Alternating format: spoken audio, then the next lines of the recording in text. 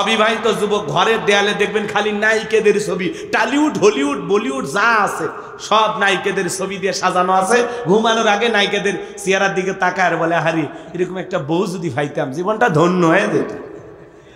ঘুমের ঘরে থেকে নায়িকার বুকের ওপর, কথা কোন ঠিক কিনা? যুবক আছে না? এখনকার যুবকেরা হলো স্মার্ট, বাপ রে বাপ। আগে চিঠি লিখতো মানুষ, প্রেম করতো, ভয় পাইতো। এই চিঠি মায়ের হাতে পড়ে, নানির হাতে, না মেয়েটার হাতে, ভয় পাইতো। আর এখন ডাইরেক্ট খালি SMS চলতেছে, সারা রাত জায়গায় জায়গা, কথা কন। এখনকার যুবকের আপডেট হয়ে গেছে। কলেজে পড়তে গেছে, বান্ধবীর চেহারাটা মলিন হয়ে গেছে, বলে তোমার চেহারা মলিন দেখলে ভালো লাগে না, তুমি দাঁড়াও আমি একটা কচি ডাব নিয়ে আসি। ডাবের দোকানদার যায়, বলে ভাই একটা ডাব দেন। ডাব কিনে নিয়ে আসছে। মেয়ে পাইপ দিয়ে ডাব কি সুন্দর করে খাইতেছে, বলে খাও। ছেলে তখন বলতেছে, তুমি একাই খাবে, আমারে কি দিবা না?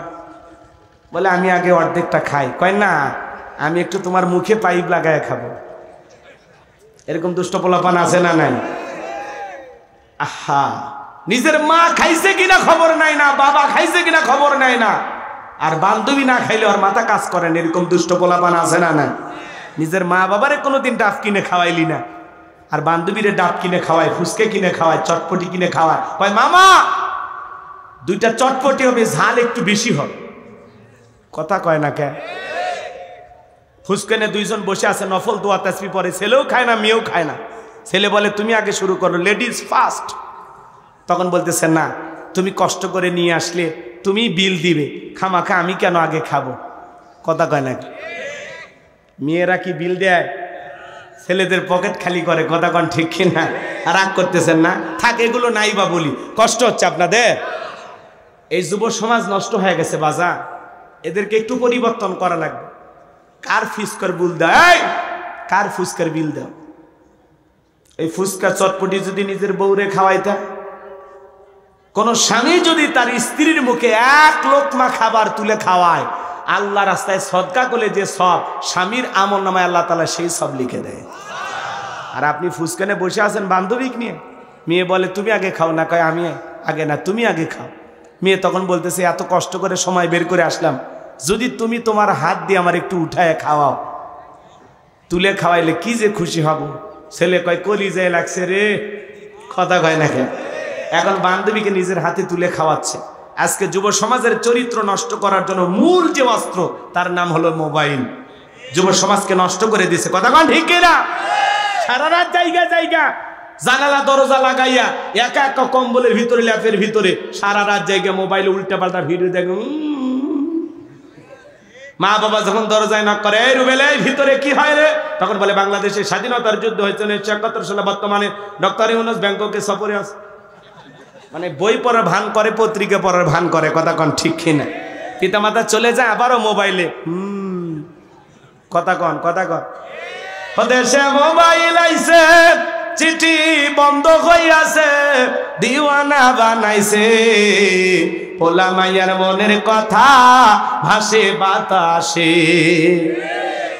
ও দেখো পোলা ফানের মন বাদা ফেসবুকে, এখন মোবাইলে চ্যাটিং কইরা কাটায় সারাক্ষণ।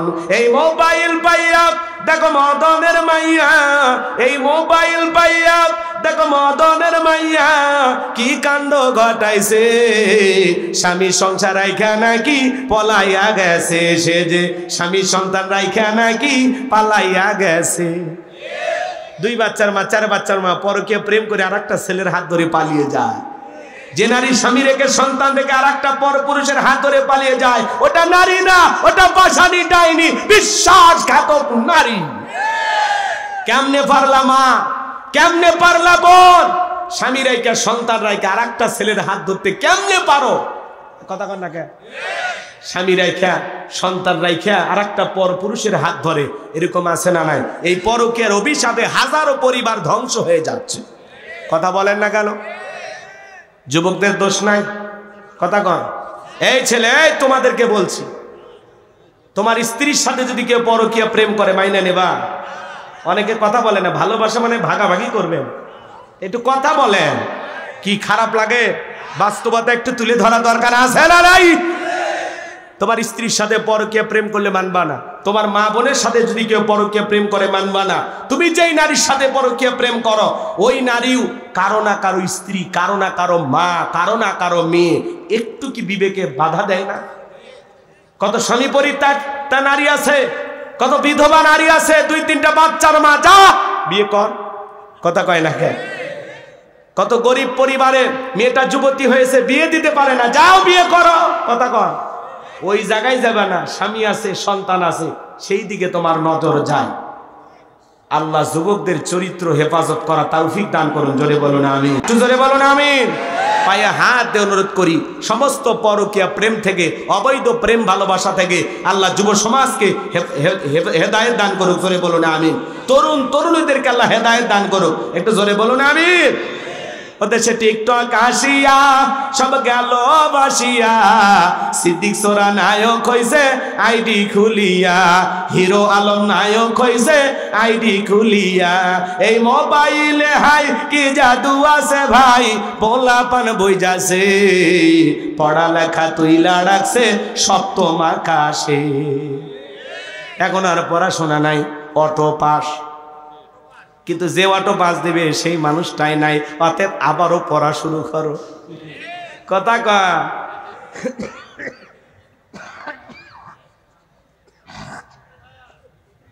যিনি তোমাদেরকে অটো পাস করায় দিবে তিনি তো নাই। অতএব ভালো হয়ে যাও। আল্লাহ যুবকদের হেদায়েত দান করো। কোন কোন যুবক আছো বিয়ের আগে কোনো অবৈধ প্রেম ভালোবাসা করবা না, মা বাবার পছন্দের মেয়েকে বিবাহ করবা? হাত তুলে দেখাও। কে রাজি আছেন তো? ইনশাআল্লাহ। এক চাচাও হাত তুলছে। এই বয়সে রিস্ক নিন না। চাচি যদি এই ভিডিও দেখে বাড়িতে আর যাইতে দেবেন। আল্লাহ যুবকদের হেদায়েত দান করুক। জোরে বলেন আমিন। কথা মনে আছে না নাই? এ বাজান গো আমার, যে কথা আমি বলতে চাচ্ছিলাম, বাদশা ডেকে বলে শোনেন, আমি স্বপ্নে কি দেখেছি স্বপ্নের কথাও বলতে হবে, স্বপ্নের ব্যাখ্যাও বলতে হবে। জনগণ ডেকে বলে বাদশা এটা তো আমাদের পক্ষে বলা সম্ভব নয়। বাদশা ডেকে বলে কেন, তোমরা নাকি গায়েব জানো? বলেন তো বাজান, আল্লাহ ছাড়া দুনিয়ার কোনো মানুষ কি গায়েব জানে? গায়েবের এলেম আছে কার কাছে? আমাদের সমাজে কিছু ভণ্ড পীর বের হয়, ওরা বলে আমরা গায়েব জানি, আলিফ লাম মিম, এগুলোর অর্থ কোনো আলেম ওলামা জানে না, আমরা জানি। যেই পীর সাহেব বলবে আমি গায়েব জানি, ওরে নিয়ে যাবেন অন্ধকার রুমের ভিতরে, আচ্ছা তারে পিটাবেন, পিটায় বলবেন গায়েবী মার দিলাম, কারো কাছে বলবি না, বললে ধ্বংস হয়ে যাবি। আল্লাহ ছাড়া দুনিয়ার কোনো মানুষ গায়েব জানে না। কি কথা ক্লিয়ার না ভেজাল আছে? মনে থাকবে তো ইনশাআল্লাহ? আমার ভাইয়েরা দিল দিয়ে কথাগুলো বোঝার চেষ্টা করেন।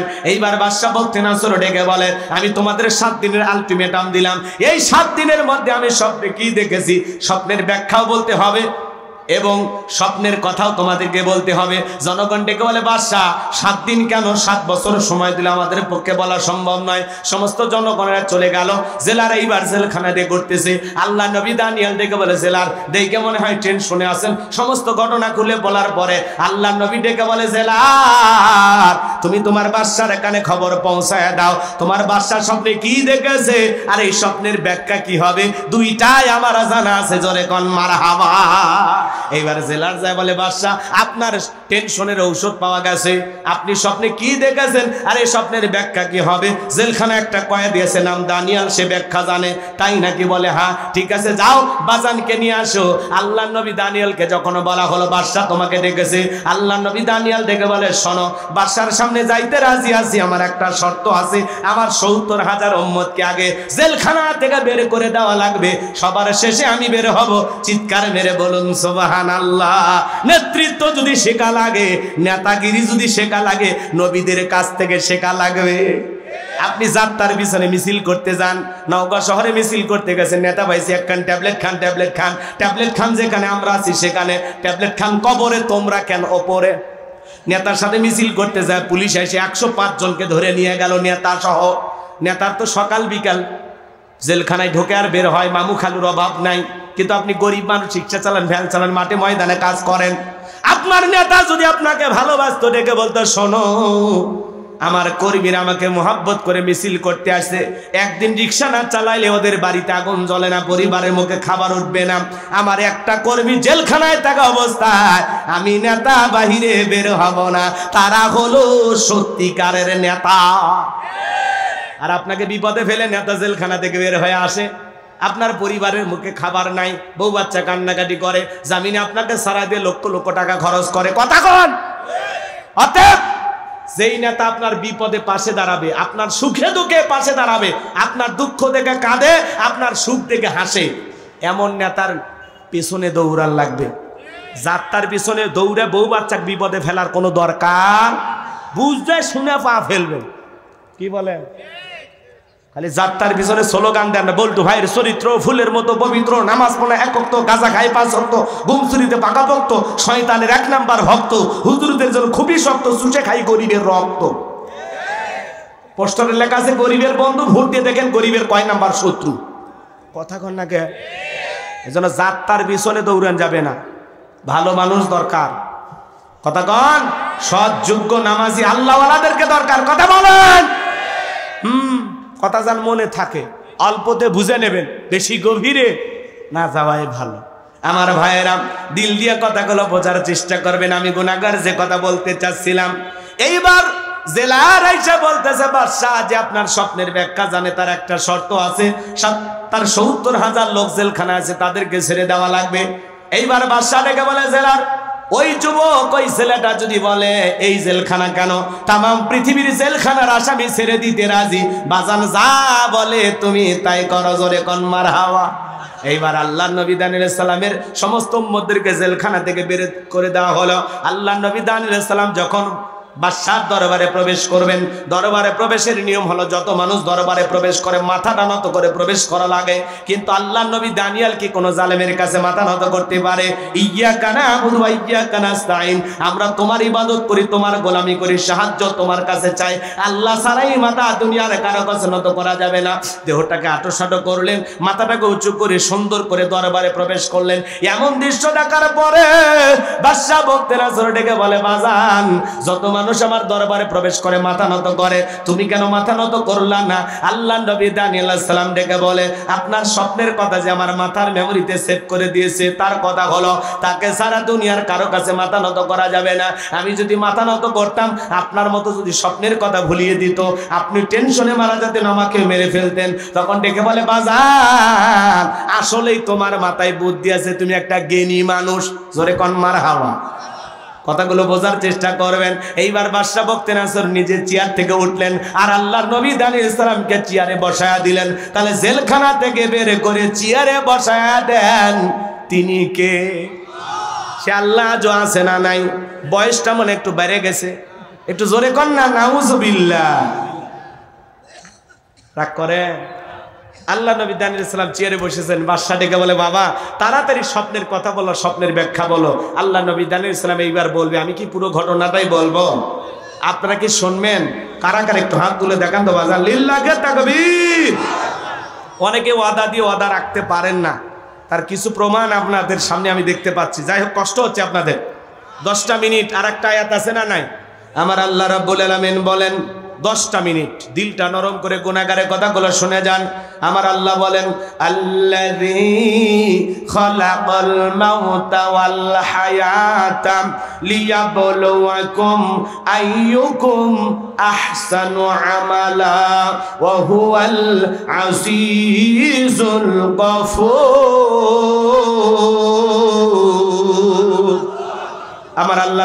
আমার আল্লাহ রাব্বুল আলামিন ডেকে বলেন, আল্লাযী খালাকাল মাউতা ওয়াল হায়াতা, যিনি সৃষ্টি করেছেন মৃত্যু আর জীবন, লিয়াবলুয়াকুম আইয়ুকুম আহসানু আমালা।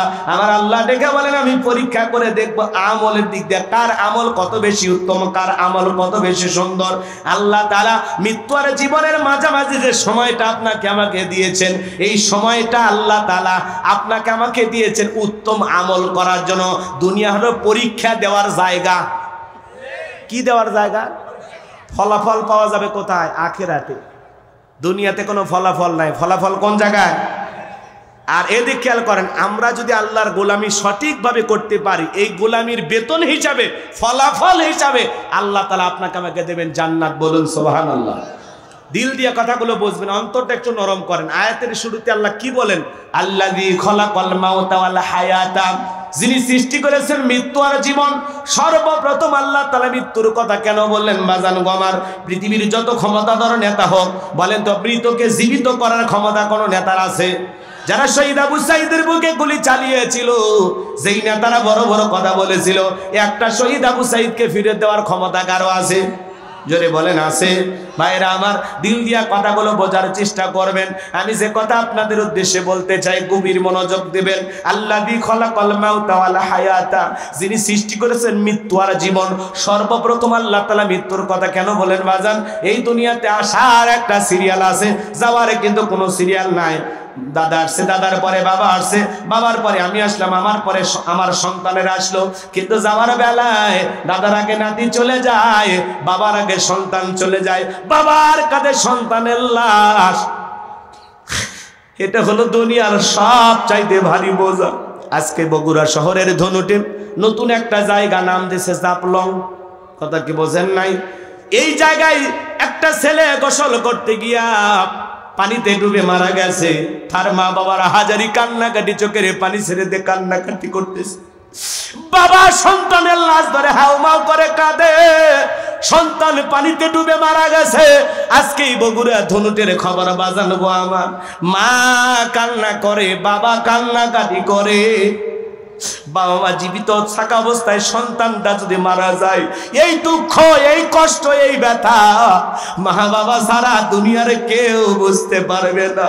সন্তানের কাঁধে লাশ, বাবার কাঁধে সন্তানের লাশ, এটা দুনিয়ার সব চাইতে ভারী বোঝা। এই বোঝা বহন করা যায় না।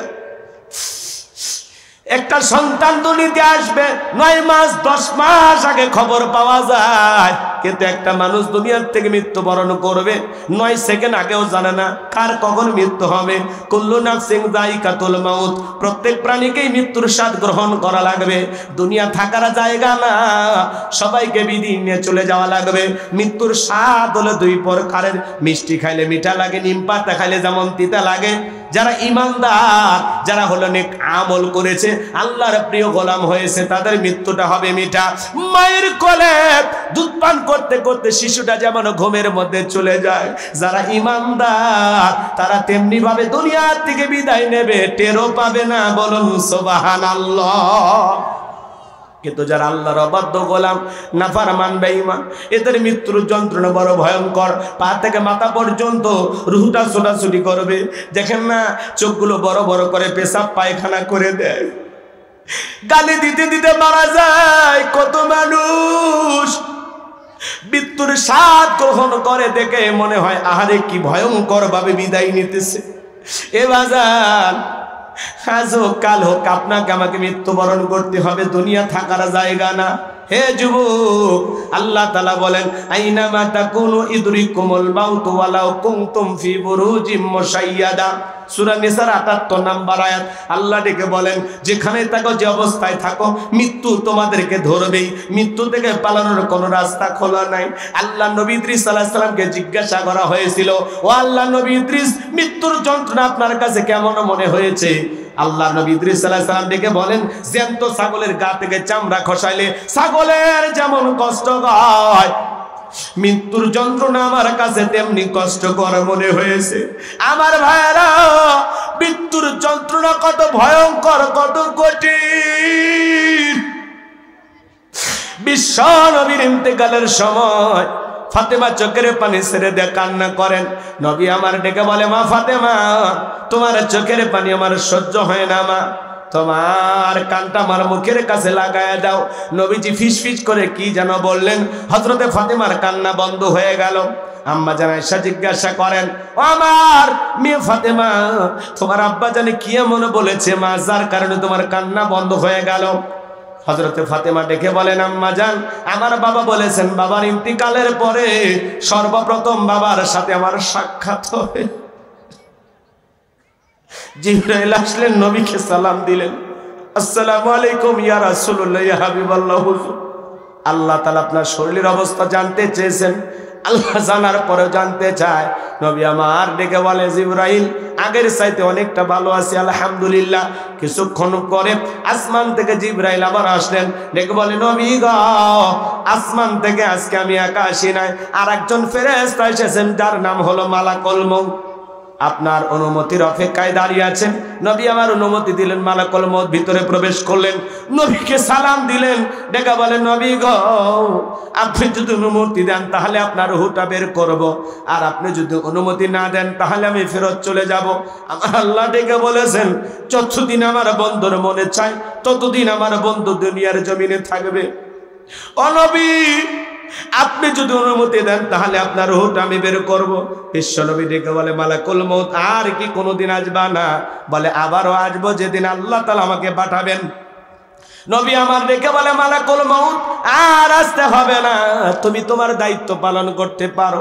এইবার নবীর রূহটা বের করার জন্য যখন মালাকুল মউত বুকের উপরে দুটো হাত রেখে দিয়েছে, নবী আমার ডেকে বলে, মালাকুল মউত রে, আর সহ্য করতে পারি না, তাড়াতাড়ি আমার বুকের উপর থেকে হাতটা সরায় নাও। নবী চোখের পানি ছেড়ে দিয়ে কান্না করেন, আর ডেকে বলেন, এই যদি হয় মৃত্যুর যন্ত্রণা, আমার উম্মতেরা সহ্য করতে পারবে না। মালাকুল মউত ডেকে বলে, নবী বিশ্বাস করেন, এই পৃথিবীর সবচাইতে কম কষ্ট দিয়া আপনার রূহটা আমি বের করার চেষ্টা করতেছি।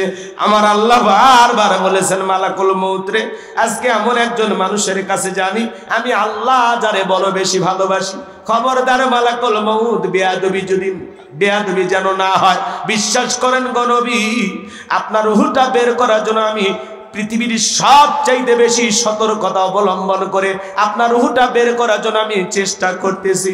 দ্বিতীয়বার যখন হাতটা রেখে দিলেন, নবী আমার চোখের পানি ছেড়ে দিয়ে কাঁদেন, আর ডেকে বলেন, মালাকুল মউত আর সহ্য করতে পারি না, হাতটা সরায় না। এই যদি হয় মৃত্যুর যন্ত্রণা, আমার উম্মতেরা সহ্য করতে পারবে না। মৃত্যুর আগে উম্মতের কথা বলে না, বলুন সুবহানাল্লাহ। ডেকে বলে, মালাকুল মউত আমারে ওয়াদা দাও, আমার উম্মতের রূহটা বের করার সময় কষ্ট দিবা না। ডেকে বলে, নবী আপনার উম্মতের মধ্যে যারা আপনার আদর্শ মোতাবেক চলবে, ও নবী আল্লাহর বিধান মোতাবেক চলবে, যারা হবে নেককার মুমিন মুত্তাকি, কথা দিলাম গো নবী, তাদের রূহটা বের করার সময় ইহসান করব, তাদের কম কষ্ট দিয়ে আমি রূহটা বের করার চেষ্টা করব। নবী আমার ডেকে বলে, মালাকুল মউত যখন তুমি আমার বুকের উপরে হাত রেখে দিয়েছো, মনে হয় উহুদ পাহাড়টা আমার বুকের উপরে চেপে ধরা হয়েছে। এইবার তৃতীয়বার যখন হাতটা রেখে দিলেন, নবীজি রূহটা যখন বের হয়ে যাবেন, মৃত্যুর সময় নবী কয়েকটি কথা বললেন, উম্মতের উদ্দেশ্যে বলে গেলেন, আমার উম্মতেরা আসসালাত আসসালাত, আমার উম্মতেরা নামাজ নামাজ। নবীজির রূহটা বের হয়ে যাচ্ছে, ওই সময়ও উম্মতদেরকে বলে গেলেন, আসসালাত আসসালাত আসসালাত, আমার উম্মতেরা নামাজ নামাজ নামাজ নামাজ ছাইরো। নবীর জীবনের শেষ কথাটাকে আমরা আমল করতে পারবো? আজকের মাহফিল থেকে কারা কারা আছেন যে হুজুর আজকে থেকে ওয়াদা দিলাম জীবনে কোনোদিন 5 ওয়াক্ত নামাজ আর ছাড়বো না? কারা কারা হাত তুলে ওয়াদা দেন? নামাজ পড়বেন তো ইনশাআল্লাহ? আল্লাহ আমাদের সবাইকে 5 ওয়াক্ত নামাজি বানায় দেন। জোরে বলেন আমিন। আর একটু জোরে বলুন আমিন। হাত নামান ভাইয়েরা আমার, এই দুনিয়া থাকার জায়গা না। বাল তুসিরুনাল হায়াতাদ দুনিয়া ওয়াল আখিরাতু খায়রুন ওয়া বাকা। তোমরা দুনিয়ার জীবনকে প্রাধান্য দিচ্ছ, অথচ আখিরাতের জিন্দেগিগুলো চিরস্থায়ী। যেই জীবনের শুরু আছে শেষ নাই, এই দুনিয়ার জীবন আজ হোক কাল হোক শেষ হয়ে যাবে। আমরা বেঁচে আছি, এটাই অস্বাভাবিক। মৃত্যু হবে, এটাই স্বাভাবিক। দুনিয়াতে কেউ থাকবে না, সবাইকে যেতে হবে। দুনিয়া থাকার জায়গা না। বিল্ডিং আমানত যতই করেন, যতই টাকার মালিক হন, যমুনা গ্রুপের মালিক বিদায় নিয়েছে, আপনাকে আমাকেও বিদায় নিতে হবে। এমপি মন্ত্রী মারা যায়, রাজা বাদশা মারা যায়, আপনাকে আমাকেও যেতে হবে। দুনিয়া থাকার জায়গা না। সবার জন্য একই কাপনের কাপড়, সবার জন্য 3.5 হাত ঘর। কথা বলেন ঠিক কিনা? দুনিয়া থাকতে পারবেন না। কার জন্য এত ইনকাম করতেছেন, কার জন্য এত টাকা পয়সা, কিসের বাহাদুরি, সব শেষ হয়ে যাবে। কথা বলেন ঠিক কিনা? আজকে মরলে কালকে 2 দিন, পরের দিন কেউ কাঁদেবে না। যাদের জন্য করলা কামাই, মরলে তারা চিনবে না। আজকে মরলে কালকে 2 দিন, পরের দিন কেউ কাঁদেবে না। যাদের জন্য করলা কামাই মরলে তারা চিনবে না। থাকতে সময় করো আমল, ঈমান করো খাঁটি, তোমার আমার শেষ ঠিকানা 3.5 হাত মাটি। তোমার আমার শেষ ঠিকানা 3.5 হাত মাটি। আজকে দুনিয়ার লোভে পড়ে খেলতামাশায় ব্যস্ত থাকি। আহারে, বাজারে যায়, আজান হয়, কিছু মানুষ মসজিদে যায়, আর আমরা দুনিয়ার বাজার নিয়ে ব্যস্ত থাকি। মসজিদে আজান হয়, কিছু মানুষ মসজিদে ঢোকে, আর আমরা দুনিয়ার ক্ষেত খামার নিয়ে ব্যস্ত হয়ে থাকি। কথা বলে না কেন? আর করেন? জাহান্নামে যারা যাবে ওদেরকে জিজ্ঞাসা করা হবে, আনিল মুজরিমিন মা সালাকাকুম ফি সাকর, কোন অপরাধে সাকর নামক জাহান্নামে এসেছো? ওরা বলবে ক্বালু লাম নাকু মিনাল মুসাল্লিন, মুসল্লি ছিলাম না, নামাজ পড়তাম না। আজান হয়েছে কানে শুনি, মসজিদে যেতে পারি না। আজান শুনে যদি আপনি আমি মসজিদে না যেতে পারি, এই ঈমান আপনাকে আমাকে জান্নাতে নিয়ে যেতে পারে না। কথা বলেন না কেন? অনেকেরই খারাপ লাগতেছে, ওয়াজ লম্বা হয়ে গেলে অনেকের কষ্ট হয়। একটা দুটো আসি হুজুর, হ্যাঁ, আবেগ বেশি, কষ্ট হচ্ছে। বলেন তো বাজান, যেতে হবে না? এই যে এই জায়গায় বসে আছেন, এখান থেকে বাড়ি পর্যন্ত পৌঁছাইতে পারবেন, গ্যারান্টি আছে? এই যে আমি যে কথা বলতেছি, আগামীকালকের মাহফিলে যেতে পারবো, কথা বলতে পারবো, এই গ্যারান্টি আছে? নাকের ডোগায় মৃত্যু, চোখের পলকটা ফেললাম, দ্বিতীয়বার পলকটা ফেলার আল্লাহ তাআলা তৌফিক দিলে দিতেও পারে, হঠাৎ করে মৃত্যু চলে। কত দুর্ঘটনা দেখেন না, মানুষটা রাস্তায় দাঁড়িয়েছে, আহারে, আর একটা গাড়ি এসে মেরে দিল, লোকটা ভাবেনি যে আমি এই জায়গায় দাঁড়িয়েছি, এখানে আমার মৃত্যু হবে। বলেন, এগুলো ঘটনা দেখতেছেন না আপনারা? সিসি ক্যামেরায় দেখতেছেন। আর এক হোটেলে আল্লাহর বান্দা খাবার অর্ডার করেছে, খাবারের টেবিলে খাবারও পৌঁছে গেছে, এখন শুধু চামচটা দিয়ে মুখে তুলবে, ওই সময় মৃত্যুর কোলে ঢুলে পড়লো। এটাই তো মৃত্যু, এটাই তো জীবন, এভাবে তো চলে যেতে হবে। কথা বলে ঠিক কিনা? বলার সময় পাবেন না, বলার সময় পাবেন না, সংসার গোছানোর সময় পাবেন না। মাঠে বসে আছেন, ওখানে মৃত্যু হতে পারে, হাটে গেছেন, ওখানে মৃত্যু হতে পারে। কত মানুষ দেখেন না, মসজিদে নামাজ পড়তে গেছে, আল্লাহর বান্দার ফিরতে পারেনি, কি সুন্দর মৃত্যু। আবার কত মানুষ যাত্রার প্যান্ডেলে গেছে, নর্তকীর নাচ দেখতে, ওখানে মৃত্যু হয়ে গেছে। ওই দুই মৃত্যু কি সমান নাকি? কথা বলেন না কেন? এই যে কোরআনের মাহফিলে কথা শুনতেছেন, এই জায়গায় যদি মৃত্যু হয়ে যায়, আর যাত্রার প্যান্ডেলে যাত্রা গান শুনতে যায় যদি মৃত্যু হয়, দুই মৃত্যু কি সমান? আহা, মৃত্যুটা যেন ভালো হয়। যেদিন আমরা চলে যাব, আল্লাহ যেন দিনটা ভালো দেয়, আমরা যেন মৃত্যুর প্রস্তুতি গ্রহণ করতে পারি। ভাই, নেক আমলের প্রস্তুতি গ্রহণ করতে হবে, কবরে যেতে হবে। কতটুকু মাল সামানা রেডি করেছে? আপনি যদি 7 দিনের জন্য কক্সবাজারে যান, আপনার একটা ব্যাগ থাকে, ওই ব্যাগের ভিতরে প্রয়োজনে কাপড় থাকে, মোবাইল, চার্জার, অনেক কিছু থাকে, টাকা পয়সা যা যা প্রয়োজন সব নিচ্ছেন। সফর মাত্র 7 দিন। 7 দিনের সফরের জন্য যদি একটা ব্যাগ লাগে, আর আপনি আমি চলে যাব পরকাল নামের সফরে, যেই জীবনের শুরু আছে শেষ নাই। বলেন তো বাজান, একটা নেক আমলের ব্যাগ রেডি করার দরকার আছে না নাই? দেখেন তো আপনার আমল নামার ব্যাগের ভিতরে নামাজ আছে কিনা, রোজা আছে কিনা, হজ আছে কিনা, যাকাত আছে কিনা, দান খয়রাত আছে কিনা, স্ত্রীর হক আদায় করেছেন কিনা, সন্তানদের সাথে ভালো আচরণ করেছেন কিনা, প্রতিবেশীর সাথে ভালো ব্যবহার করেছেন কিনা। দেখেন তো কতটুকু আমল করেছেন। কি নিয়ে যাচ্ছেন? 2টা মিনিট বালিশে মাথা রেখে চিন্তা করেন যে আল্লাহ, এই 50-60 বছরের হায়াতের জিন্দেগি পাইলাম, এমন কোন আমল করেছি যে আমলের কারণে ভাবতে পারেন যে জান্নাত কনফার্ম? বলতে পারবেন? বুকে হাত দিয়ে বলতে পারবেন এমন কোন নামাজ আছে যেই 2 রাকাত নামাজ আপনাকে জান্নাত পর্যন্ত পৌঁছায় দেবে? এমন নামাজ আছে? এমন কোন সিজদা দিয়েছেন যে সিজদাটা আল্লাহর দরবারে কবুল হয়েছে? বলতে পারবো?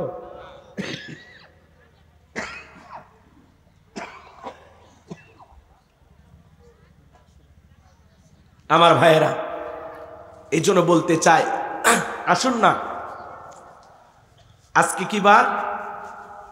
কথা কয় না, আজকে কি বার? শুক্রবার।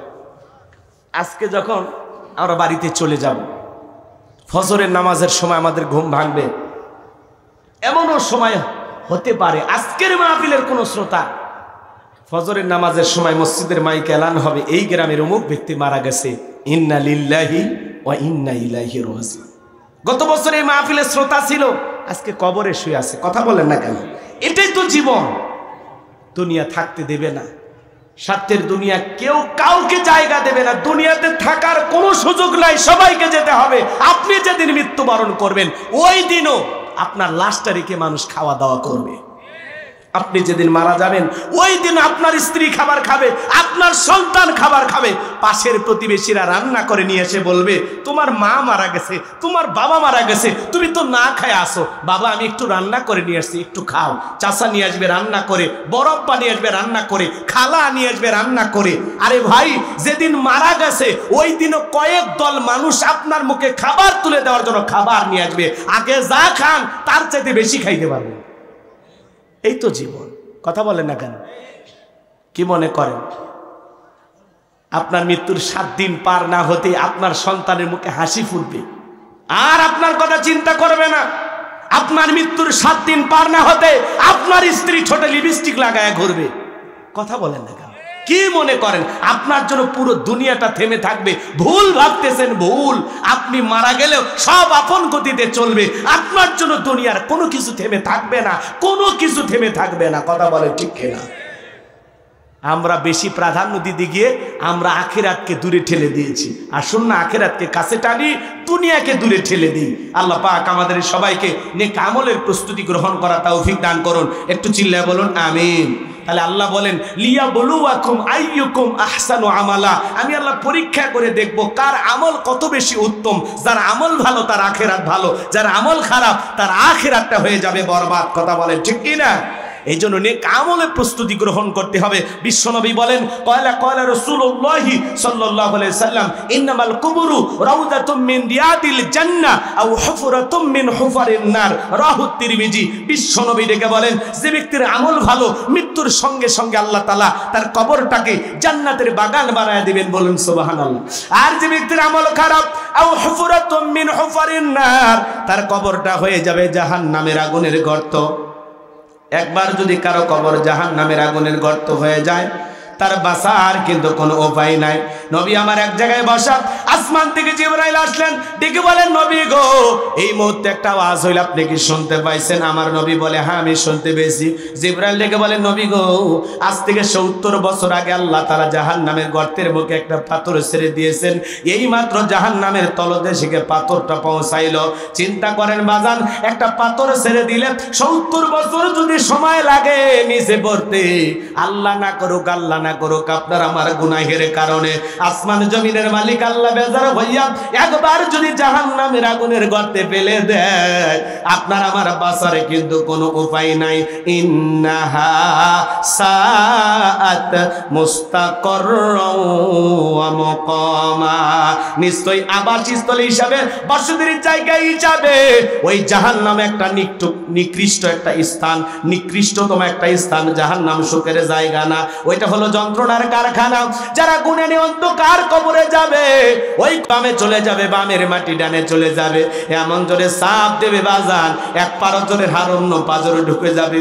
কবরে থাকা বিষাক্ত সাপ ছবল মারবে, পা থেকে মাথা পর্যন্ত বিষের যন্ত্রণায় দেহটা জ্বলে পড়ে শেষ হয়ে যাবে। কবরে থাকা অন্ধ ফেরেশতা চোখে দেখে না, কানে শোনে না, হাতুড়ি দিয়ে আঘাত করবে, দেহটা চূর্ণ বিচূর্ণ হয়ে যাবে। হে যুবক, দুনিয়ার রং তামাশায় ব্যস্ত হয়ে আসো, দেখলা না কয়েকজন যুবক ঈদের আনন্দে দেশি অস্ত্র নিয়ে নদীর বুকে গান বাজাইছে, বক্স বাজাইতেছে। সেনাবাহিনী যখন নৌকা নিয়ে গেল ওই যুবকেরা গান বাজনা বাদ দিয়ে নদীর উপরে ঝেপে ঝেপে পড়লো, নিজেকে বাঁচানোর জন্য নদী সাঁতরায় সাঁতরায় পার হয়ে যাইতেছে। তুমি দুনিয়ার রং তামাশায় নদীর ভিতরে বক্স বাজাইতেছো, গান বাজাইতেছো, আর একটা সেনাবাহিনীর পুলিশের গাড়ি থেকে দৌড়ে পালায় গেলা। তুমি কি মনে করো দুনিয়াতে গান বাজাইতেছো? হয়তো বা দুনিয়ার পুলিশকে দেখে তুমি নৌকা থেকে লাফ দিতে পারো। কথা বোঝেন নাই? আপনারা ভিডিওটা দেখছেন না? যুবকেরা নদীর ভিতরে গান বাজাইছে, হই হুল্লার করতেছে, হাফ প্যান্ট পইরা গেঞ্জি পইরা দেশি অস্ত্র নিয়ে রং তামাশা করে নাচানাচি করতেছে। যখনই সেনাবাহিনী আসছে সমস্ত যুবক নৌকা থেকে লাফায়া লাফায়া জান আগে বাঁচা। তো আল্লাহর ফেরেশতাদেরকে যদি এইভাবে দেখা যেত যে আমার আমলনামাগুলো লিখতেছে, তাহলে আপনি আমি সতর্ক হইতাম। কবরস্থানের পাশ দিয়ে হেঁটে যাই গান শুনতে শুনতে। কথা কয় না ভাই? একটু ভয় কাজ করে না? এখানে যে শুয়ে আছে এই গ্রামে বসবাস করত, তোমার মতো যুবক নাই, কবরে শুয়ে আছে। তোমাকেও যেতে হবে। আজকে দুনিয়া রং তামাশা গান বাজনা এগুলো নিয়ে ব্যস্ত আছি। কানে ইয়ারফোন লাগায় গান শুনতেছো, বলা যায় না ওই অবস্থায় তোমার মৃত্যু হতে পারে। তুমি বক্স বাজাইয়া বাসের উপরে লাফালাফি করতেছো, ওই অবস্থায় মৃত্যু হয়ে যেতে পারে। কথা বলে ঠিক কিনা? কখন মৃত্যু হবে? হঠাৎ করে মরণটা চলে আসবে ভাই, বলা যায় না। কত নর্তকী নাচতে নাচতে মারা গেল, কত যুবক আনন্দ ফুর্তি করতে করতে মারা গেল। কথা বলেন না কেন? কত যুবক এই যে দেখলেন না ঈদের দিনে ঈদের জামা কিনেছে, হারে ঈদের উৎসব করবে, গাড়ি দুর্ঘটনায় মারা গেল, নতুন জামা পরে আছে আর পাশে লাশটাও পরে আছে। কথা বলেন ঠিক কিনা? কত মানুষ ঈদ করতে পারলো না, শত শত প্রাণ রাস্তায় ঝরে গেছে, গাড়ি দুর্ঘটনায় মারা গেল। ওই মৃত্যু তোমার আমারও হতে পারে। কথা বলেন ঠিক কিনা? আজকের মাহফিল শুনতেছেন, কালকে আপনি আমি লাশ। যখন আপনি আমি মারা যাব, সবাই বলবে আব্দুল খালেক, আব্দুল মালিক, আব্দুল সাত্তার, গোলাম রব্বানী, রফিকুল ইসলাম, এগুলো বলবে না। সবাই বলবে লাশটা কোথায়? লাশ মৃত্যু হওয়ার সাথে সাথে সর্বপ্রথম আপনার নামটাকে মুছে যাবে। কথা বলেন না কেন? সবাই আসবে, আত্মীয় স্বজন, আর বলবে কি লাশটা কোথায়, লাশটা কোথায়? কেউ বলবে না চেয়ারম্যান সাহেবের লাশটা কোথায়, কেউ বলবে না, সব শেষ।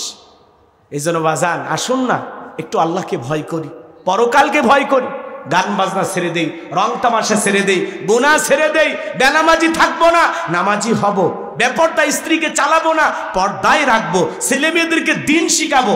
কথা বলেন না কেন? আমরা এমন অভিভাবক হয়েছি, ছেলেটা আউল ফাউল চুলের কাটিং দেয়, কথা বলতে পারেন না, শাসন করতে পারেন না, ক্ষমতা নাই। মেয়েটা বেপরদায় চলাফেরা করে, কিছু বলতে পারে না। বিবিটা বেপরদায় চলাফেরা করে, কিছুই বলতে পারি না। আমরা মানে অসহায়। কিন্তু আসলে আপনি আমি পুরুষ হওয়ার চেষ্টা করি। কষ্ট পাইছেন? আমার কথায় কি আপনারা কষ্ট পাইছেন, ব্যথা পাইতেছেন? এই জন্য আসুন দুনিয়ার রং তামাশা কমাইয়া দিয়া আমরা পরকালকে ভয় করি, আল্লাহকে ভয় করি, নেক আমলের জিন্দেগি করি। কারা কারা নেক আমল করে কবরে যেতে চান, দুইটা হাত তুলে আল্লাহকে দেখান। আল্লাহ পাক আমাদের সবাইকে নেক আমল করা তৌফিক দান করুন। জোরে বলুন আমিন। আরো দুইটা ঘটনা বলার আমার ইচ্ছা ছিল, যেহেতু সময় নাই ওই দিকে আর আমি না যাই। যতটুকু বলেছি আল্লাহ যেন ততটুকুর পরে আমল করা তৌফিক দান করেন। একটু জোরে বলুন আমিন।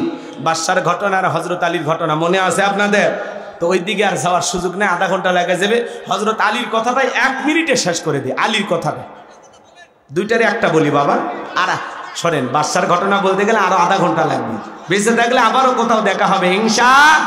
তাকবীর দান, লিল্লাহি তাকবীর।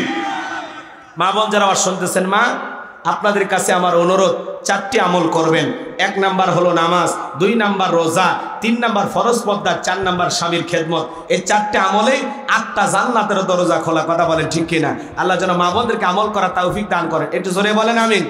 হযরত আলী রাদিয়াল্লাহু তাআলা ডেকে বলেন, এই মক্কার মুআবির আমর, তোর যদি সাহস থাকে দাগটা পার হয়ে দেখা, 1 পা সামনে আসে 3 পা পিছনে যায়।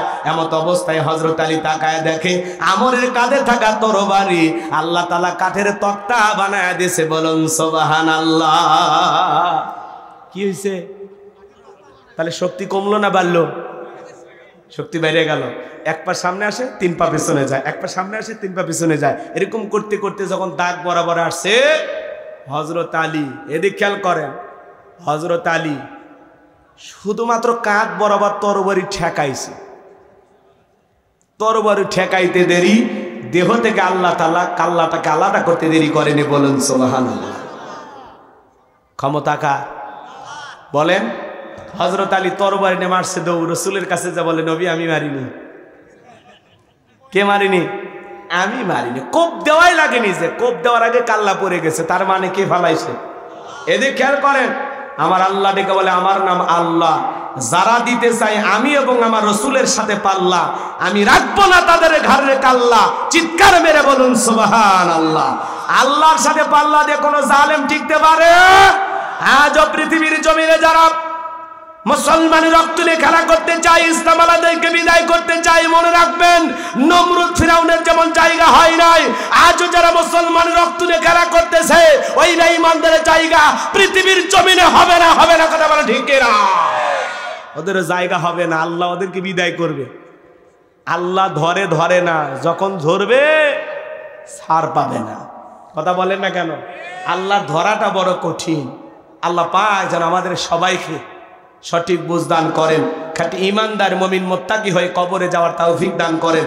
যতগুলো কথা বলেছি একটি কথা হলেও যেন আল্লাহ আমাদেরকে আমল করার তৌফিক দান করেন। ওয়া আখিরি দাওয়ানা আনিল হামদুলিল্লাহি রাব্বিল আলামিন। সকলে দরুদ ইব্রাহিম পড়ুন। আল্লাহুম্মা সাল্লি আলা মুহাম্মাদ ওয়া আলা আলি মুহাম্মাদ কামা সাল্লাইতা আলা ইব্রাহিম ওয়া আলা আলি ইব্রাহিম ইন্নাকা হামিদুম মাজিদ। আল্লাহুম্মা বারিক আলা মুহাম্মাদ ওয়া আলা আলি মুহাম্মাদ কামা বারাকতা আলা ইব্রাহিম ওয়া আলা আলি ইব্রাহিম ইন্নাকা হামিদুম মাজিদ। বাবাজি দোয়া। আল্লাহুম্মা আমিন। ربنا ظلمنا أنفسنا وإن لم تغفر لنا وترحمنا لنكونن من الخاسرين। গোবিন্দপুর ডিবি দারুল কোরআন নুরানি মহিলা হাফিজিয়া কওমি মাদ্রাসা এতিমখানার উন্নয়ন কল্পে আজকের তাফসীরুল কোরআন মাহফিলের শ্রদ্ধাভাজন সভাপতি জনাব অধ্যক্ষ মোহাম্মদ আব্দুল মতিন মন্ডল সাহেবকে কবুল করো। প্রধান অতিথি জনাব মোহাম্মদ আব্দুল সাত্তারকে কবুল করো। সহ সভাপতি হিসেবে অনেকের নাম রয়েছে, আল্লাহ তোমার গোলামদের তুমি কবুল করো। বিশেষ অতিথি হিসেবে যাদের নাম আছে আল্লাহ সবাইকে কবুল করো। আলোচনা করেছেন এই ইসলাম আব্দুল সালাম সাইফি, মাওলানা গোলাম রব্বানী, হযরত মাওলানা আতাউর রহমান সহ যত ভাইরা কথা বলেছেন সকলের কণ্ঠ আল্লাহ দিনের জন্য কবুল আর মঞ্জুর করে নাও। আমরা যারা হাত তুলে ধরেছি অনেকের মা নাই, বাবা নাই, ইতিম কবরে চলে গেছে।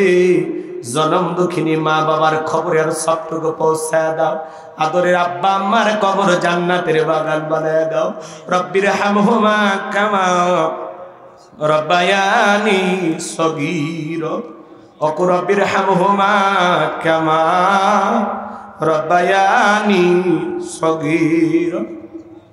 আল্লাহ পিতামাতা যাদের বেঁচে আছে আল্লাহ পিতামাতার খেদমত করে তাদের মুখে হাসি ফোটাইয়া জান্নাত অর্জন করা তৌফিক দিয়া দাও। আত্মীয় স্বজন যারা কবরে চলে গেছে মাফ করে দাও, কবরগুলো জান্নাতের বাগান বানায় দাও। আমরা যারা হাত তুলে ধরেছি নফসের ধোকায় পড়ে দুনিয়ার মহাব্বতে পড়ে দিনের আলোতে রাতের আধারে গোপনে প্রকাশ্যে অনেক গুনাহ করে ফেলেছি। আল্লাহ আমাদের সকলের তামাম জিন্দেগির গুনাহগুলো মাফ করে দাও। তুমি যদি মাফ না করো কার কাছে যাব? তুমি রহমান, তুমি রহিম, তোমার অনেক দয়া। ওয়া আনতার হামুর রাহিমিন। আল্লাহ গো আমাদের সকলের জানা অজানা ছোট বড় গোপন প্রকাশের তামাম জিন্দেগির গুনাহগুলো মাফ করে দাও। সকলের দরজা হইতে আল্লাহ ফিরিয়া তোমার দরজাতে রহিলাম মোরা পড়িয়া। যত গুনাহ করছি মাবুদ মোরা জীবনে মাফ করে দাও তুমি মাবুদ। নিজে গুনে আদর করে বান্দা আল্লাহ মোদের বাহানাইয়া কেমনে দিবা জাহান্নামে ফেলিয়া। এ জীবনে না করিলাম বন্দেগি গুনাহ করে কাটাইলাম জিন্দেগি। তওবা করে আবার তওবা ভাঙ্গিলাম অবশেষে খাঁটি তওবা করিলাম। আল্লাহ আমাদের সকলের তামাম জিন্দেগির গুনাহগুলো মাফ করে দাও। এমন জায়গায় বসে গুনাহ করেছি দুনিয়ার কেউ জানে না। আল্লাহ আমাদের সকলের জিন্দেগির গুনাহগুলো মাফ করে দাও। ওই কঠিন ভয়ঙ্কর জাহান্নামের আগুন থেকে মুক্তি দাও। আল্লাহ সূর্যের তাপে অস্থির হয়ে যায়, কেমনে সহ্য করব পাতলা চামড়ার শরীর জাহান্নামের আগুন। ক্ষমতা নাই, মাফ করে দাও। ওই কঠিন জাহান্নামের আগুন থেকে আমাদের মুক্তি দাও। রব্বানা আসরিফ আন্না আযাবা জাহান্নাম ইন্না আযাবাহা কানা গরামা। রব্বানা আতিনা ফিদ দুনিয়া হাসানাতাও ওয়া ফিল আখিরাতি হাসানাতাও ওয়া কিনা আযাবান নার। আল্লাহ আমাদের সবাইকে মাফ করে দাও। আজকের মাহফিলে নগদে বাকিতে যত মানুষ টাকা পয়সা দান করেছে আল্লাহ সকলের দানগুলো কবুল আর মঞ্জুর করে নাও। এ দান ওসিলা করে কঠিন কিয়ামতের ময়দানে তোমার আরশের নিচে ছায়া দান করে করিও। চেয়ারম্যান মহোদয় 5 টন আল্লাহ তাআলা চাল দান করেছেন, আল্লাহ তাআলা অনেক টাকা পয়সা নগদেও দিয়েছেন। আল্লাহ তোমার গোলামের দান কবুল করে নাও।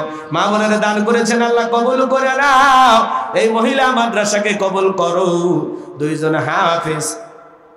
2জন হাফেজা হয়েছে আল্লাহ। আল্লাহ তাআলা তোমার বান্দীদের কোরআন সিনার ভিতরে ধরে রাখার তৌফিক দিয়ে দাও। মৃত্যু পর্যন্ত কোরআন আল্লাহ তাআলা তাদেরকে আমল করা তৌফিক দিয়ে দাও। এই মাদ্রাসাকে কাল কিয়ামত পর্যন্ত কবুল করো। মাদ্রাসার উস্তাদ ছাত্রদেরকে আল্লাহ, ছাত্র ছাত্রীদেরকে আল্লাহ তাআলা কবুল করে নাও। আল্লাহ তাআলা দূর দূরান্ত থেকে যারা ছুটে এসেছেন কোরআনের কথা শোনার জন্য, সবাইকে নিরাপদে বাড়ি পর্যন্ত পৌঁছার তৌফিক দান করুন। সবাইকে আপনার রহমতের চাদরে আবৃত করুন। জীবনে কোনোদিন যদি এলাকার মানুষের সাথে দেখা না হয়, এই মুখগুলো আল্লাহ জান্নাতের সিঁড়িতে পরিচয় করায় দিও। সূরা মুলুক থেকে আমি আল্লাহ যত কথা বলেছি, একটি কথা হলেও তোমার গোলামদের আমল করার তৌফিক দিও। আজকে থেকে আমাদের সবাইকে 5 ওয়াক্ত নামাজি বানায় দাও। মৃত্যুর প্রস্তুতি গ্রহণ করার তৌফিক দিও। আল্লাহ হঠাৎ করে যেতে হবে, দুনিয়াতে থাকতে পারবো না, দুনিয়া থাকার জায়গা না। বড় ভয় লাগে। সকালে মৃত্যু হবে না সন্ধ্যায় মৃত্যু হবে জানি না, কোন বাচ্চারের বাস রেডি হয়ে আছে জানি না, কোন দোকানে কাপড়টা পৌঁছে গেছে জানি না গো মালিক।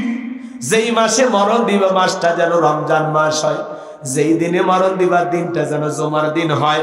নামাজের সিজদারত অবস্থায় মৃত্যু দিও, কোরআন পড়তে পড়তে মৃত্যু দিও। ইসলামকে প্রতিষ্ঠিত করার জন্য রাজপথে জীবনটা বিলানোর তৌফিক দিও। তামাম পৃথিবীর মুসলিম উম্মাহকে হেফাজত করো। ফিলিস্তিনের মুসলমানদেরকে বিজয় দাও। বাংলাদেশের মসজিদ মাদ্রাসা কবুল করো। হক্কানি উলামা ইকরামদের কবুল করো। এই জমিনকে কোরআন আর ইসলামের জন্য কবুল করো। একটা বার দেখতে চাই কোরআনটা দেশটা চললে কেমন দেখা যায়। আল্লাহ দেশি বিদেশি সকল ষড়যন্ত্রের হাত থেকে আমাদের প্রিয় মাতৃভূমি বাংলাদেশকে আল্লাহ হেফাজত করো। আমার গোলাম রব্বানী ভাইকে আল্লাহ কবুল করে নাও। আমার ভাগিনা আতিককে কবুল করো। আমার আব্দুর রহিম ভাইকে আল্লাহ কবুল করো। আল্লাহ মিডিয়ার ভাইদেরকে কথাগুলো সঠিকভাবে প্রচার করার তৌফিক দিয়ে দাও। যারা উল্টাপাল্টা ছবি লাগায়, উল্টাপাল্টা থাম্বনেল ব্যবহার করে, এই সমস্ত মিডিয়ার ভাইদেরকে আল্লাহ তুমি হেদায়েত দান করো। হাই রব্বুল আলামিন, আজকের মাহফিলে যত মানুষ হাত তুলেছে আল্লাহ, তাকায়া দেখো দাড়ি পাকা মুরব্বীরা হাত তুলেছে, আলেম ওলামা হাত তুলেছে, তরুণ যুবকেরা হাত তুলেছে, পর্দানিশী মা বোনেরা হাত তুলেছে। যার হাত দোকানা পছন্দ হয় সে হাতের বদলতে আজকের দোয়াকে কবুল আর মঞ্জুর করে নাও। আমার ড্রাইভার ভাইকে আল্লাহ তুমি কবুল করে নাও। সুবহান রাব্বিকা রাব্বিল ইজ্জাতি আম্মা ইয়াসিফুন ওয়া সালামুন আলাল মুরসালিন আলহামদুলিল্লাহি রাব্বিল আলামিন। মৃত্যুর সময় দয়ার নবীর চাঁদ মুখখানা দেখতে দেখতে আমাদের জবানে জারি করে দিও লা ইলাহা ইল্লাল্লাহু মুহাম্মাদুর রাসূলুল্লাহ।